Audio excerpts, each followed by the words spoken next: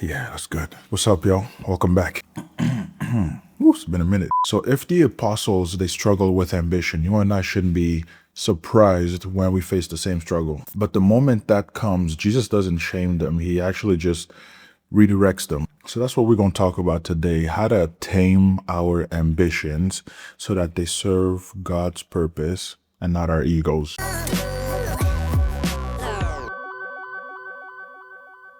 So Luke chapter 22, verse 24 to 27, imagine this.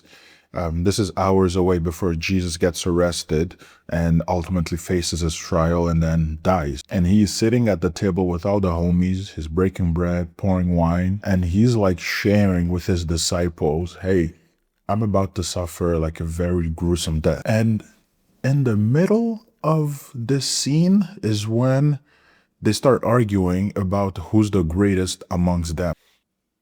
Talk about horrible timing. But then it already points to how selfish ambition can be. So they start beefing against one another like, hey, who's the best? Who's the greatest amongst all of us? But then Jesus says this in verse 25. The kings of the Gentiles exercise lordship over them, and those who exercise authority over them are called benefactors, but not so among you. Jesus just tells them right away that, like, hey, the Gentiles and the people of this world, they are living under different set of rules. The Lord's basically telling them, hey, they have their own system. They set it up in a certain way. But when it comes to y'all, when it comes to you all, the things are a little bit different. And he continues saying, among you, let him be as the younger, and he who governs as he who serves. So Jesus tells them, hey, people of the world with their system, the way they have it set up, they chase after fame, they chase after recognition, they chase after the applause, the fortune, the money,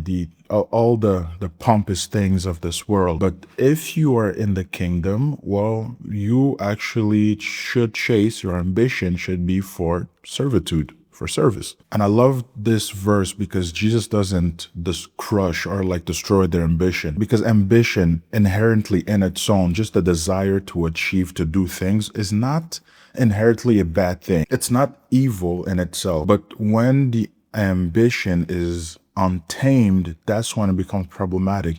That's where your ambition now becomes a thief of glory that should be going to God, a thief of joy, of peace, because you feel like you haven't achieved a whole lot of bunch of stuff and you feel like you're behind. I absolutely love that moment again, because Jesus doesn't crush or destroy their ambition, the concept of ambition, but he just redefine, or rather like redirects it. Jesus basically says, yes, greatness is available, but you don't measure it by applause, you don't measure it by platform, you don't measure it by visibility, you don't measure it by authority or ruling over other people, but rather he says that greatness is measured by service. He says, I am among you, not as the one that's sitting on the table, not as the one that has the crown, not as the one that's greater than everybody else. He says, I am among you as the one who serves. So if the Son of God had a heart posture of a servant, then our ambition should be to reflect that, should be to humble ourselves and accept the position of servitude unto others. That is how we become distinguished, and that is how we become great. So when it comes to ambition, three things. First, choose the hidden faithfulness. So do the things that nobody sees. Greatness begins where nobody sees. About Jesus, we know that he was alive for 30 years, but for 30 years, like, he wasn't popping off, showing off that he could fly, that he could heal the sick, that he could, make the blind see. He wasn't doing none of that. For 30 years, we're literally just chilling. But for 3 years, we have recorded history of him doing amazing works.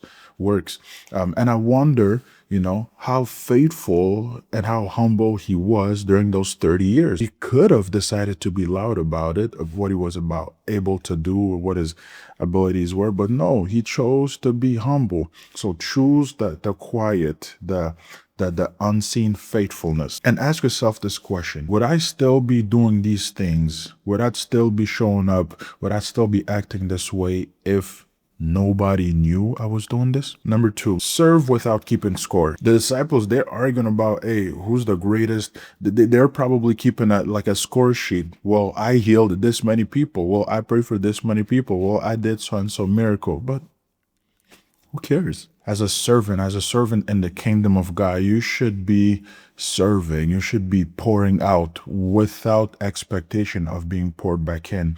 God is your reward.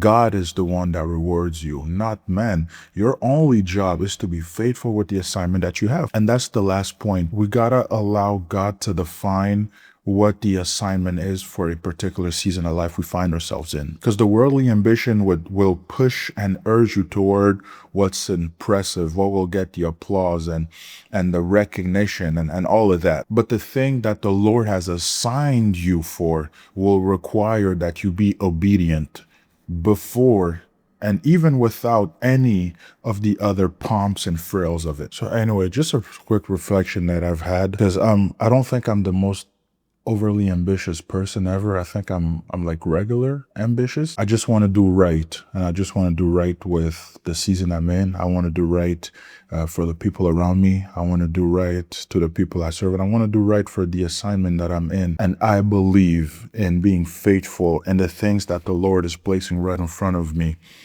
is how I achieve greatness. So as you all go on your journey to greatness, I pray that the Lord just be with you, and that your heart be a heart that chases after godly ambition and not worldly ambition. God bless.